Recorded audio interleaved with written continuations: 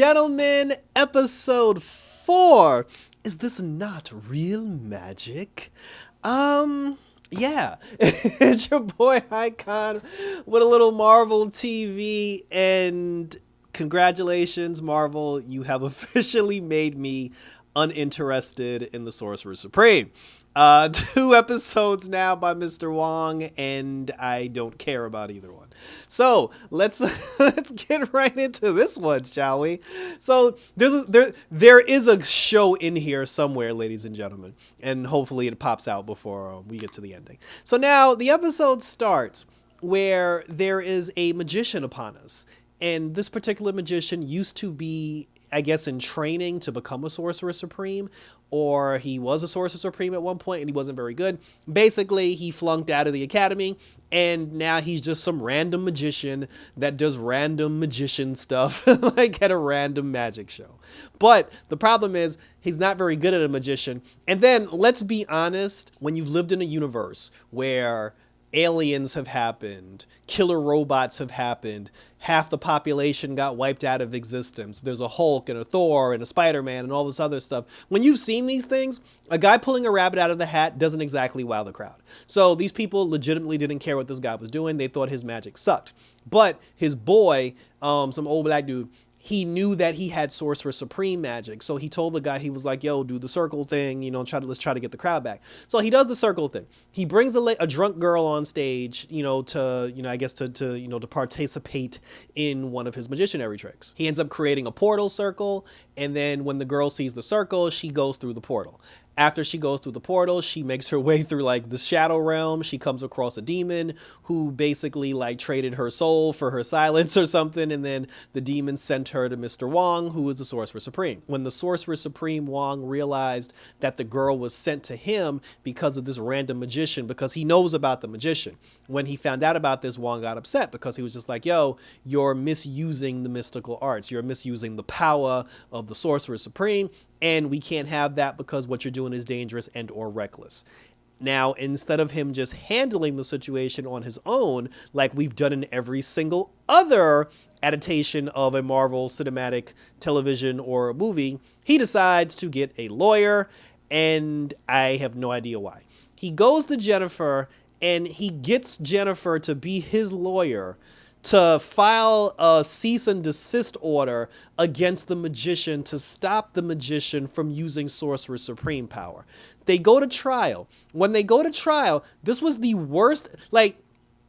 All you had to do is just say, Your Honor, because at one point the guy was like, oh, magic is my livelihood. It's how I make my money. It's what I do. And nobody's disputing that. All you had to say was, Your Honor. Nobody is saying this guy can't do magic. We're not saying he can't perform magic tricks. We just need him to cease and desist, specifically using the powers of the Sorcerer Supreme, opening portals to other dimensions. I don't know why nobody said that. They made it seem like it was a thing where they were trying to get him to stop doing magic altogether, and that gives him an argument because if he's a magician, he can't stop. Even him and his boys, they were in the courtroom doing dumb magic tricks and everything, and then when the guy pulled the rabbit out of his hat, the judge was like, oh, such a cute little bunny rabbit, and then the judge was like, oh, he can continue to do his magic stuff until I make my decision. And I'm like, yeah, because y'all gave a piss poor argument as to why he should stop. They even brung the drunk girl in, and then when the girl came in to go on the stand, she was drunk again, and then when they asked her, tell us your story about what happened last time, she was just like, oh, I got sent to another dimension, and it was, totally funny, but it was, scary and creepy and cool at the same time. And then I'm like, you're not helping. You know what I'm saying? I'm very disappointed in Jennifer specifically because you're a lawyer and you should have known better. The magician is able to continue to do his thing. So everybody goes back home. They're trying to come up with a defense on how they can stop him from doing his thing 3 weeks later. Jennifer goes on Tinder for some reason. She creates a Tinder profile. Nobody's messing with her because they're trying to paint a picture that she's unattractive and not desirable. And then later on, she ends up turning into She-Hulk, taking pictures of herself as She-Hulk. She makes a She-Hulk Tinder profile, and now all of a sudden everybody and their mama's matching her, which goes through a very not funny montage of her going on random various dates. Meanwhile, the magician, he's back on stage doing his magician thing, and then he brings another girl on stage. He creates the circle again, and then the girl was like, oh no. She's like, you did that to my friend last week, and I'm not gonna do that. So she's like, I'm not stepping in your portal thingy. So then this fool, he's just like, okay, so if you're not gonna step through the portal, I'll make something come out of the portal. He creates a portal, a bird flies out, lays an egg in her hand, and gives birth to a demon. When the demon comes out, the guy starts freaking out because he didn't mean to actually bring a demon here. He tried, and I don't know why he didn't close the port, because there was a point where the demon that came out of the egg, he kicked the demon back into the portal and then just left it open.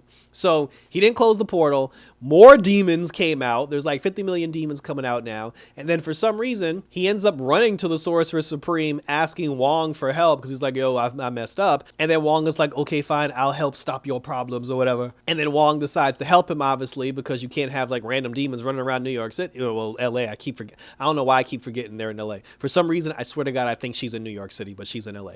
So you can't have these demons running around LA. So then he goes. Now, he could have got Doctor Strange, like he could have gotten other sorcerers. For some reason, he decides to ask the one person who does not want to fight for superhero truth and justice, the She-Hulk. He gets her to help him stop the demons.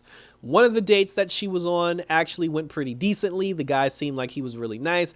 I took it as he's just not stupid and he knows how to play the game and he knows how to say all the right things to get what he wants. That's how I took it. But anyway, so while she's on the date with this guy, the Sorcerer Supreme was like, yo, I need your help. She leaves with him and then ends up fighting the demons. It was very, very uneventful. They end up getting all the demons back into the realm from which they came. And then She-Hulk ends up getting the magician and his boy to sign the cease and desist order to stop them from doing that type of magic. So she ends up winning the lawyer case. The Sorcerer Supreme thanks her for her trouble and sends her back to her date. She goes back to her date. The two of them have Hulk sex. He wakes up the next day. He sees some random white woman in the living room. He's like, who are you? She's like, I'm Jennifer Walters. She said, I'm She-Hulk. This is me when I'm not She-Hulk. And then he just goes, oh, and then leaves. And I'm like, that was ridiculous. Like, they're trying, like, I don't know. If you just had sex with She-Hulk, and then you wake up the next day and she turns back into a normal person, I don't know any man on the planet that would leave. If anything, you would have sex with Jennifer Walters as her regular human form and then go back to She-Hulk again and go back. Like, I don't know why he didn't take this as a good thing. They presented a picture like he was disappointed, and then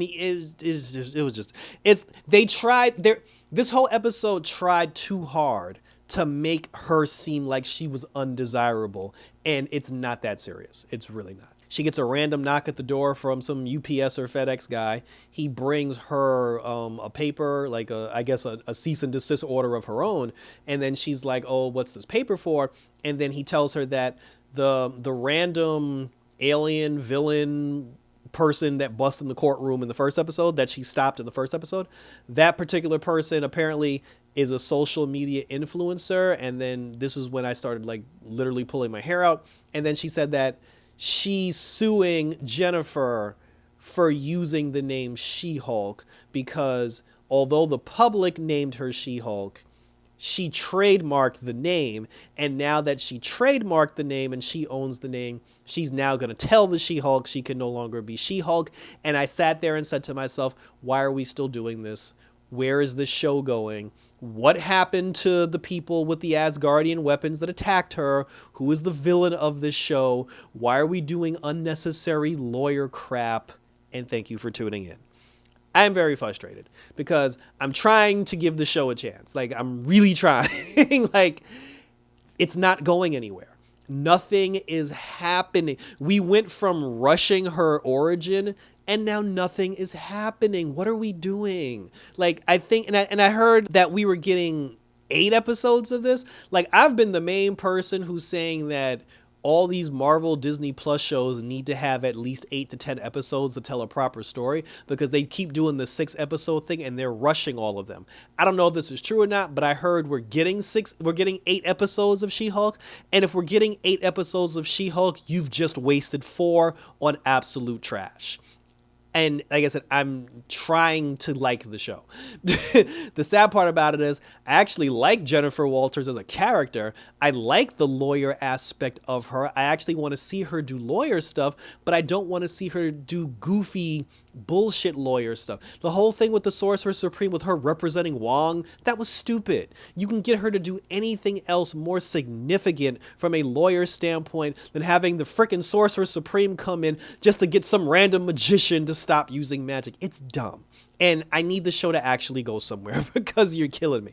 You are legitimately killing me. When she said at the end of the episode, wow, that was a sad, no, what did she say? She said that was a very down or sour way for the episode to end. And I was like, well, I'm glad someone else agrees with me because I need to know where this show is going. But share your questions, comments, and or concerns down below. We've already reviewed it. We're already 4 episodes in, so we're going to ride this She-Hulk train to the end. But for the love of God, something needs to happen because I don't know what I'm watching anymore. But like I said, share your thoughts, your questions, comments, and concerns. What did you think of the episode? I mean, and don't be like, oh, it was fun. Like, no, like I'm done with the fun. I'm done with the jokes. Like there needs to be purpose here. but like I said, share your questions, comments, and concerns. Let's talk about it. Let's get a conversation going. If you think I'm wrong, if you agree with me, disagree with me, let me know, and we will address it all in the next episode. So thanks for tuning in, guys. So until next time for some She-Hulk action. Hopefully Daredevil can save this series. Until next time,